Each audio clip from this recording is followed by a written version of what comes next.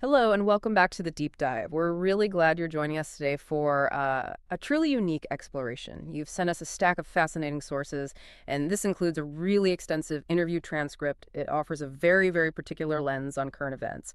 So our mission today is to sift through all this material, pull out the most impactful insights, and, connect the dots for you, give you a shortcut to being well-informed. Indeed.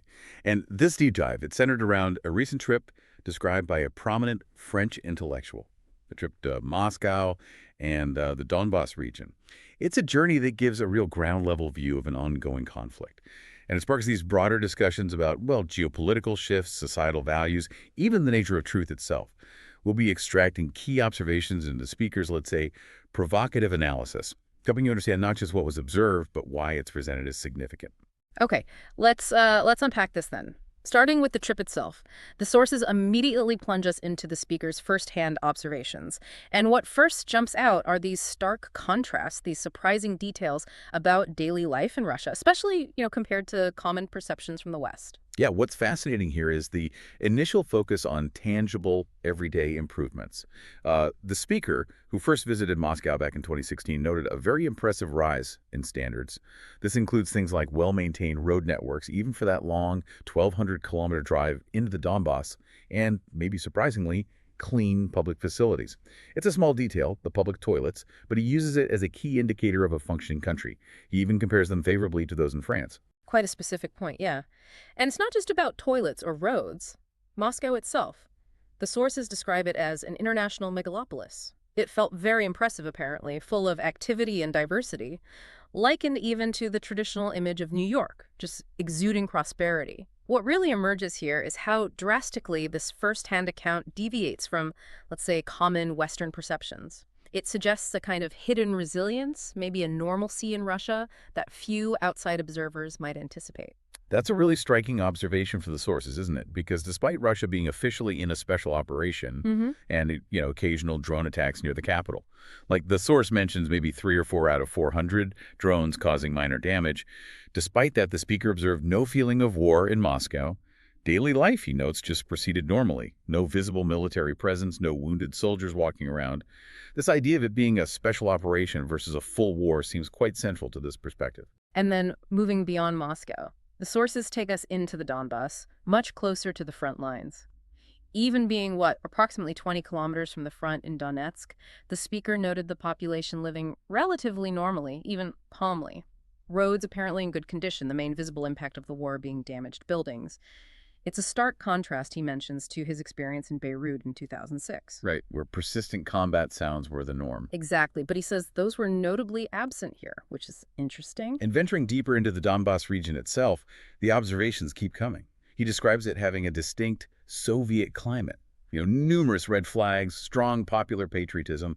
The population, historically miners, are described as, well, physically imposing, calm, resilient, having been, in his view, sort of ready for conflict since 2014. Race since 2014. Yeah, and the sources emphasize the heroism of Donbas civilians who took up arms. The narrative presented is that they were defending themselves against persecution starting way back then. So from this viewpoint, the Russian presence isn't seen as an occupation. It's framed as protection, even liberation, of a Russian-speaking population.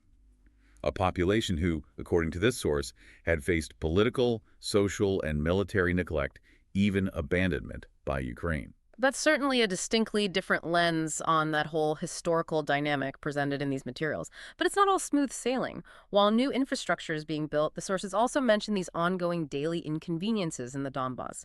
Things like regular water cuts, electricity cuts. It illustrates the immediate impact of the conflict on everyday life, right? Absolutely. But despite these challenges, Russia is described as making enormous investments, pouring resources in to repair and upgrade the region's infrastructure, aiming to restore it to a decent standard. Fixing past neglect, too, apparently. So it's a complex picture. Daily struggles alongside significant reconstruction efforts. Yes, exactly. This ground-level view highlights both the resilience of the people there and the significant resources being directed into the region. It paints a complex picture of life near the front. Okay, so moving from those immediate on-the-ground observations, the sources then shift. They shift to a much broader historical framing. And this leads us to a really crucial part of the material where the speaker fundamentally challenges how we might understand the conflict's origins. He puts forward a narrative that really pushes back on the idea it all began in 2022, instead detailing a much longer, more complex history. What's the central argument here? How much does it challenge the common timeline? Well, the central argument is basically that the current situation in Ukraine isn't some sudden event. It's presented as the culmination of decades of strategic maneuvers, ideological work even. The sources argue the conflict didn't kick off in 2022. It dates back to 2014, when Donbas inhabitants, according to this account, faced military, political, social persecution. And the timeline is even stretched back further 20 years to events like the Orange Revolution, consistent U.S. influence. It portrays the conflict more as a slow burn, not an abrupt eruption. Right, and the role of the U.S. is really emphasized, isn't it? Very much so. The sources claim U.S. neoconservatives have, for 2 decades, been working to transform Ukraine into what they call a war machine against Russia, essentially sacrificing Ukraine, in this view, in a conflict they were sure to lose. It positions Ukraine almost as a pawn in a larger geopolitical game, according to this analysis. The sacrifice country. That's strong framing. It is. And the material really underscores how the nature of the war is characterized differently, too. The Russian operation is described as conventional, whereas Ukrainian actions are depicted as a dirty war. This is exemplified by alleged targeted assassinations figures like Daria Dugina, Margarita Simonyan, Zakhar Prilipin mentioned, targeted via car bombs, drones. Also, infrastructure sabotage, like dam explosions, attacks on water supplies in Donbas. Wow. Oh. And the sources state it directly, the first victim of war is truth. They accuse Western mass media, specifically French outlets like LCI and BFM are named, of producing what they call low-level propaganda, similar to past eras, despite having so much media today. A very blunt assessment of the information landscape, then. The conflict is also portrayed, I noticed, as essentially a civil war between the same people, Russians and Ukrainians, with external manipulators, particularly certain neoconservatives, allegedly kind of enjoying the destruction. That perspective fundamentally shifts the framing, doesn't it? From an international invasion to more of an internal conflict, albeit with significant outside interference claimed. Exactly. And broadening that perspective out, the sources frame the whole conflict as Russia's maybe inevitable response to NATO's encirclement, its expansion towards Russia's borders. They also suggest it's a Western strategy, almost like the Cold War arms race again, designed to economically weaken Russia by forcing it into massive military spending. Reminiscent, the source says, of how that strategy contributed to the USSR's decline by sacrificing consumer society. It's presented as a deliberate play to hinder Russia's development and global influence. So we've looked at the ground-level view, this deep historical context presented. How does this intellectual's critique then expand beyond the immediate conflict zone? The sources seem to extend these observations into a really sweeping critique of Western leadership, Western societal values, suggesting what the speaker sees as a profound civilizational crisis. Yes, stepping back to consider the wider implications. The discussion definitely paints a stark image of decline in the West. That's the perspective offered, portraying its leaders as lacking seriousness and its societal values as leading towards pretty unsettling outcomes. It certainly encourages critical thinking about the foundations of contemporary Western societies. Leaders like Macron and Trump, for instance, are characterized as lacking seriousness, acting like guignols, that's a French term, like puppets or clowns. Guignols, okay. Trump's public statements are seen as a kind of poker player bluffing, trying to mask what the speaker describes as America's decline. And his inability, or perceived inability, to control figures like Zelensky and Netanyahu is cited as evidence of a powerful deep state overriding elected power. That's the claim. That's a pretty strong indictment of leadership right there.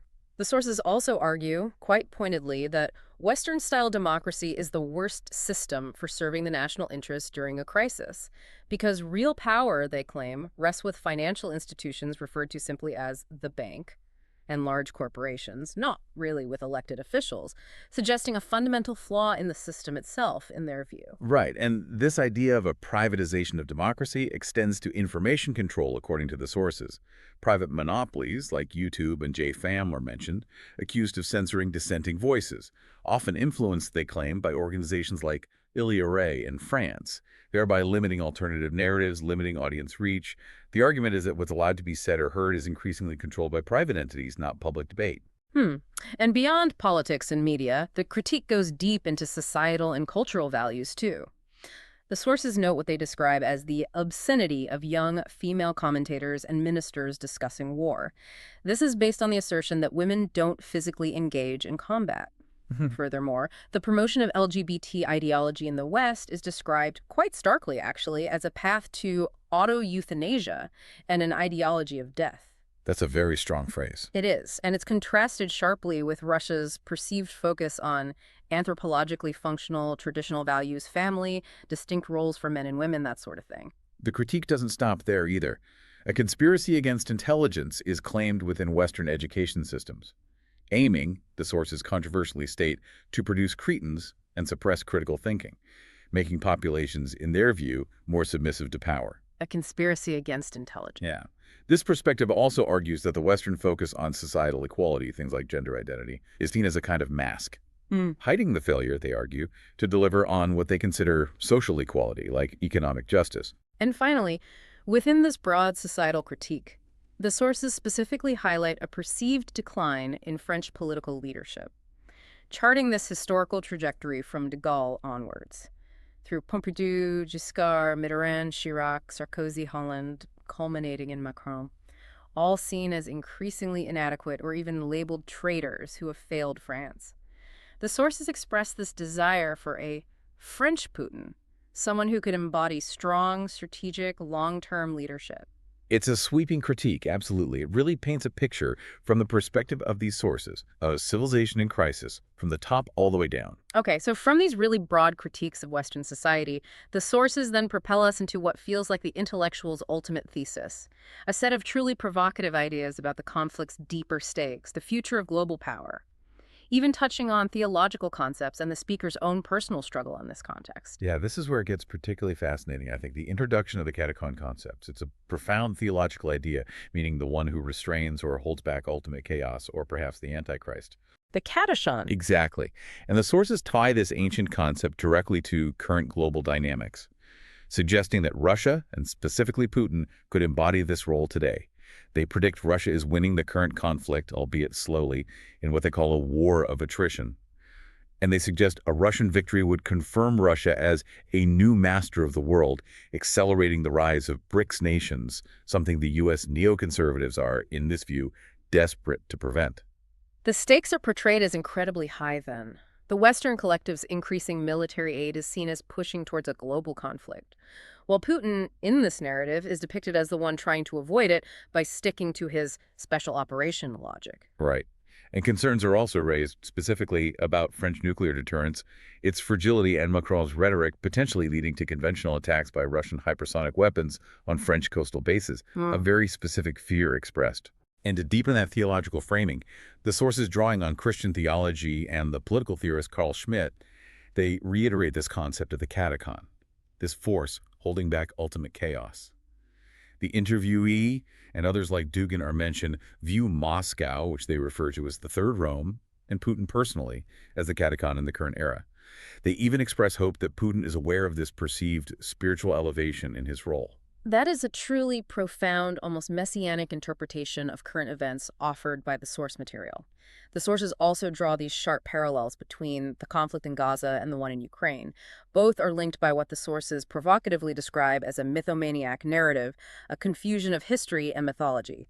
Driven, they claim, by groups controversially labeled as Judeo-Zionist elites, referring to Netanyahu's Israel, and Judeo-Banderist elites, referring specifically to Zelensky's Ukraine and its alleged ties to neo-Nazis. Those are highly charged terms. Extremely. And the intellectual explicitly accuses these groups of what he describes as racialist genocidal actions, claiming they use notions of divine election, racial superiority, to justify violence against perceived subhumans.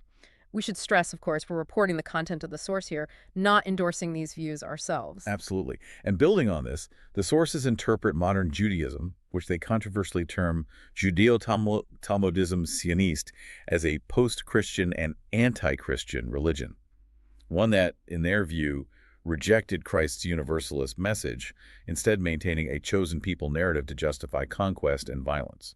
This perspective is then connected to American foreign policy. They cite the Mearsheimer and Walt thesis. Ah, yes, the book The Israel Lobby in U.S. Foreign Policy. Exactly. That theory argues that Israel effectively controls America, The sources here assert this leads to U.S. economic decline and foreign policy detrimental to American interest, implying even a future rise of anti-Semitism in the U.S. as a consequence. Despite this really quite bleak outlook presented, the sources do offer a glimmer of hope maybe. The Antichrist figure, though seen as currently powerful, is predicted to eventually fail. Hope for liberation from what they call dysfunctional, parasitic, illegitimate elites in the West is placed in the global South and Russia, aligning with a kind of new anti-Nazism and anti-fascism, which they define as supporting Gazans against Zionists and Russians against the Ukrainian power structure. It's a specific framing of anti-fascism. Very specific. And for France particularly, the sources emphasize a need for what they term intellectual virility and courageous speech, defying political correctness with a bluntness maybe reminiscent of controversial writers like Céline or Houellebecq. Known for their provocative prose, certainly. Right. The interviewee believes France's salvation, if it has one, will be brutal, requiring a leader who emerges from crisis again, akin to French Putin. And finally, the speaker's own personal struggle is framed as an embodiment of this entire fight. His extensive legal battles, the sources list over 90 lawsuits, 23 convictions, huge fines, potential prison time. For charges like hate speech, apology for terrorism, even attacking fundamental interests of the nation for questioning the COVID narrative. Right. These are presented by him almost as metal, proof of his fight. He views the justice system not as justice, but as the right of the strongest, disguised by legal procedure. He embraces what he calls a radical defense, seeing his ongoing struggle as a kind of Golgotha, a holy war for France and for Christian values. He even anticipates potential imprisonment or exile, possibly behind the Iron Curtain. And there you have it. A truly deep dive into some profoundly challenging and often, let's face it, unsettling perspectives, drawn directly from the sources you provided us. We've journeyed from the changing face of Moscow to the harsh realities described in the Donbas and explored these sweeping critiques of Western leadership, society, even historical and theological interpretations of current global conflicts. Yeah, this extensive material really pushes us, and hopefully you, to consider multiple viewpoints and to question prevailing narratives. The interviewee's journey and his subsequent reflections, they offer a stark, often controversial assessment of global power dynamics, societal trajectories. Ultimately, this deep dive isn't just about the information presented, is it?